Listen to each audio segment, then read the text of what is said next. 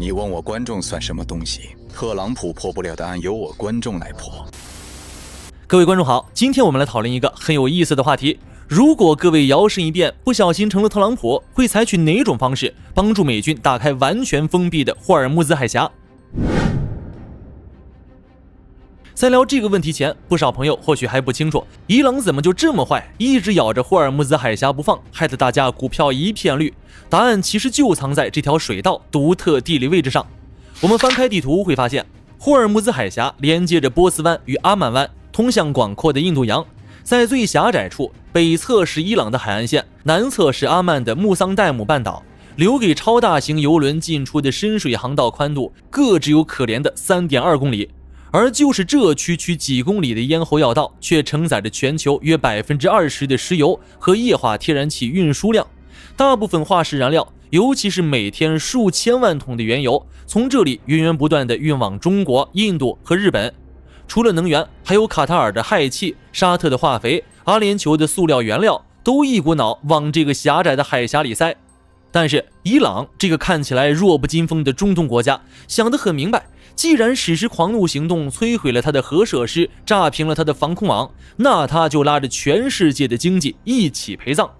伊朗新任最高领袖穆杰塔巴·哈梅内伊为此明确下达指令，封锁霍尔木兹海峡这一杠杆必须继续加以运用。各位真别说，这抱着全球经济一起沉船的想法还真有效。过去几个月，就在美军眼皮子底下，霍尔木兹海峡接连发生惨案，2艘油轮在伊拉克海岸附近起火，1艘悬挂马绍尔群岛国旗的船只被炸，第3艘船也在迪拜附近被不明射弹击中。最引人注目的是3月11日，泰国散货船马尤雷纳雷号在阿曼以北约18公里处遭无人机偷袭，这直接导致伊拉克和阿曼的石油出口码头被迫紧急关闭。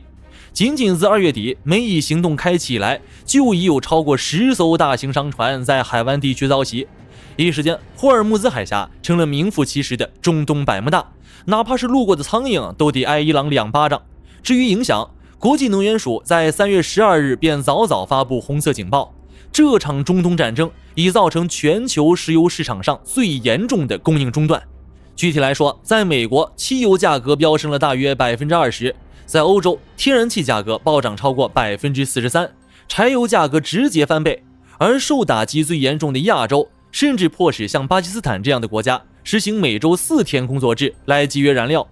为了平息油价，国际能源署32个成员国被迫同意释放创历史纪录的4亿桶战略石油储备。但面对深不见底的战争恐慌，这4亿桶原油砸进市场，连个水花都没溅起来。那么，既然霍尔木兹海峡这么重要，美军在波斯湾又集结了双航母打击群和强大的第5舰队，为什么连一条只有 3.2 公里宽的航道都打不开？美军在霍尔木兹海峡的尴尬处境几乎可以用一句话来总结原因，那就是霍尔木兹海峡根本不适合大型水面舰艇作战。上面我们已经提到，这个海峡窄得吓人，而且水深有限，美军的航空母舰以及提康德罗加级巡洋舰一旦驶入，就像大象闯进了蚂蚁窝，根本施展不开机动优势，甚至还要担心会不会几发导弹就把海峡干碎，那才是真的玩完。其次，美军在开战初期中确实摧毁了伊朗军队的大型舰艇和防空雷达，但伊朗的反击手段根本不依赖那些庞大而显眼的高价值目标，他们动用的是3套。第一套，岸基导弹与自杀式无人机。伊朗将无数的 C802 反舰导弹、法塔赫弹道导弹隐藏在波斯湾北岸的地下洞库和伪装发射车里，配合造价仅几万美元的见证者自杀式无人机，随时可以对海峡内的任何船只发起超饱和攻击。第二套，水雷封锁。伊朗拥有数以万计的各种水雷，包括生磁复合感应水雷和毛雷，哪怕只有一个沙滩球大小的现代水雷，也足以在水下炸断一艘10万吨级超级油轮的龙骨。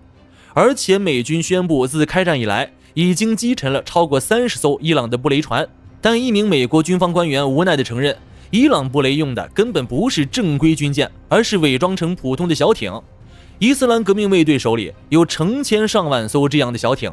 他们只需要在夜色掩护下悄悄溜进航道，扔下几枚水雷，整个海峡就会立刻变成死地。第三套，快艇狼群战术。伊朗革命卫队装备了大量配备多管火箭炮、反舰导弹和重机枪的高速武装快艇，这些快艇吃水浅，速度极快。他们平时隐藏在海岸线的无数个小海湾和天然洞穴里，一旦有游轮经过，几十艘快艇立马像哈巴狗一样从四面八方涌出，实施撕咬。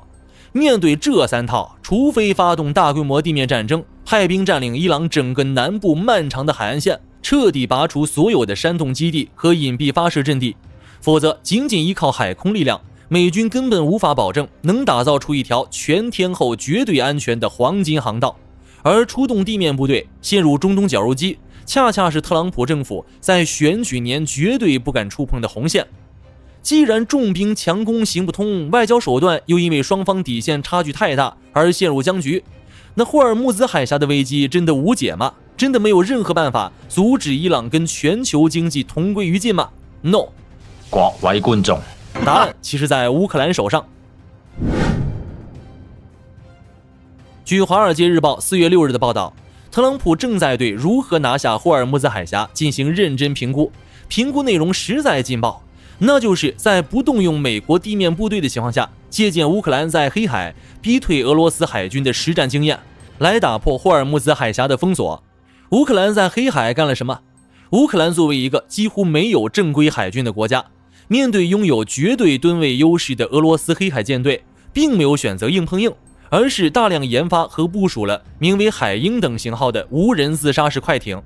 这些造价低廉、半潜航行、极难被雷达发现的无人艇，携带着几百公斤的高爆炸药，利用星链系统的精确导航，像蜂群一样在夜间对停泊在塞瓦斯托波尔港的俄军舰队，甚至航行中的俄军巡逻舰发起持续不断的偷袭，结果震惊了全世界。俄黑海舰队多艘主力舰艇被炸沉炸伤，最终被迫全线后撤，全部龟缩到更远的新罗西斯克港。乌克兰则凭借这些堪称廉价的无人艇，一举夺回了黑海西部的制海权，让其关键的农产品出口通道恢复到了接近战前的水准。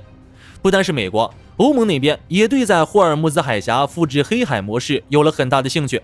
欧盟外交与安全政策高级代表卡拉斯上个月便已经与联合国秘书长古特瑞斯进行了相关讨论。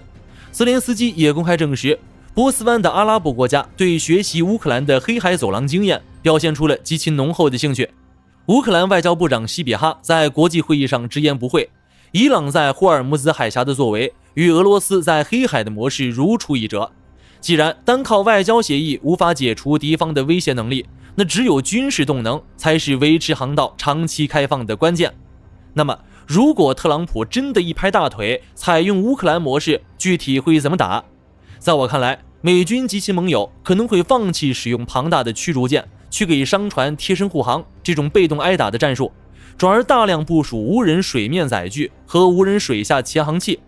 首先释放成百上千艘配备光电桅杆和小口径速射武器的无人巡逻艇，他们将在商船编队外围形成一道密集的侦察和火力过滤网，一旦发现伊朗的武装快艇靠近，无人艇将主动迎击，从而确保己方人员零伤亡。同时大量部署自主水下无人潜航器，24小时不间断的在主航道进行高精度声呐扫描，一旦发现伊朗布设的水雷，立即引导无人灭雷艇进行引爆清理。其次，美军可以模仿乌克兰，动用大批满载炸药的隐身无人艇，深入伊朗近海的浅水区、天然洞穴和隐蔽港湾，对伊朗革命卫队那些停泊在岸边的快艇母船、布雷舰和岸基导弹阵地发起先发制人的饱和式自杀袭击，用非对称的手段去摧毁伊朗的非对称战力。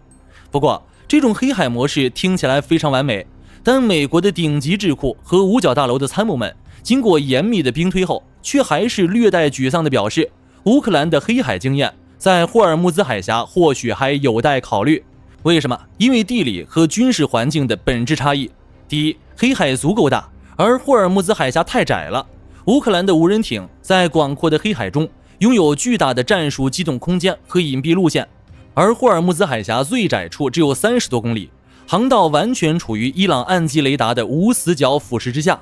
美军的无人艇一旦下水，极易被伊朗密集部署火炮、迫击炮甚至重机枪直接摧毁。第二，伊朗在这里建立了比俄罗斯更强、更密集的岸基火力密度。伊朗在过去40年里，已经把波斯湾北岸的每一座山头、每一个岛屿都挖空变成了军事堡垒。在这片狭长的地带，伊朗部署了中东规模最大的反舰导弹库。狭窄的地形极端放大了伊朗岸基火力的杀伤力。面对美军的无人护航舰队，伊朗完全可以不理会水面的无人艇，直接从陆地上发射廉价的反舰导弹或自杀无人机，越过无人艇防线，直接砸在庞大的商船或油轮上。在这种距离下，根本没有足够的预警时间进行拦截。总的来说，乌克兰经验虽然有一定可借鉴的地方，但具体带入霍尔木兹海峡却需要再做具体的分析推演。各位认为美军是否会采用这套震惊世界的黑海战术呢？或者大家是否又觉得美军还留有别的底牌？欢迎大家在评论区留言讨论，我们下期节目见。